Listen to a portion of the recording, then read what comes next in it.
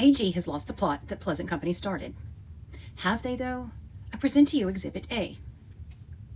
This is a catalog from 1995 introducing the American Girl of today.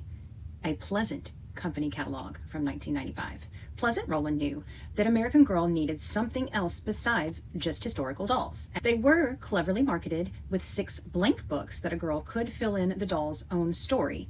Some girls filled them out and some girls didn't. I know some girls didn't because I have a lot of them that are empty that I've collected. One day I'm going to fill them all out with my own story.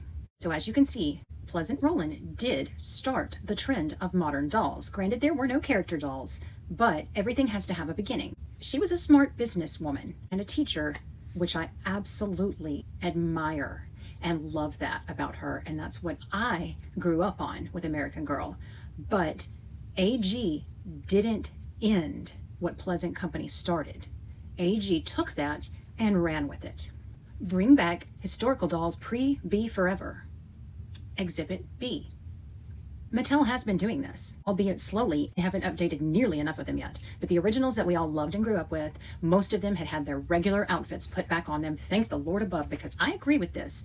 But to say that they haven't started doing it or haven't done it is just factually incorrect. Molly, back in her original outfit. Samantha, back in her original outfit. Kit, back in her original outfit. Addie, back in her original outfit. Now, do they have the beautiful collections that we all grew up loving? No, they don't. They have gotten a birthday dress, and they do have their accessories in the box with them. So that is something. That is a move in the right direction. Maybe we won't ever get all those beautiful outfits and furniture pieces that we loved growing up. Maybe we'll get something new. It is the 40th anniversary. I've also seen a lot of people saying that they're not doing anything. They're not giving us anything historical, which is also factually inaccurate. Exhibit C, these adult-sized clothes.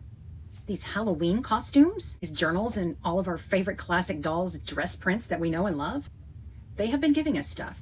How quickly we forget about these things. Now, just because it's not exactly the thing that you want doesn't mean they're not making an effort and they're not trying. And there are a lot more historical dolls on the shelf now than there were when we were younger. There was three dolls when I was a little girl. That's it. And I had a hard time picking from 3. I don't know how girls today do it with all the choices they have. As we have seen, and I've seen it too, personally, working in the store, today's generation is far more interested in things that they can relate to rather than history. And I don't like it either.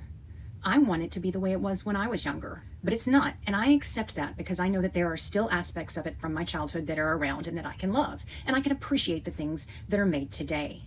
Hey, and you know what Disney princess I'd really like to see added to the line if we're talking about modern dolls? This girl right here behind my shoulder, Princess Leia.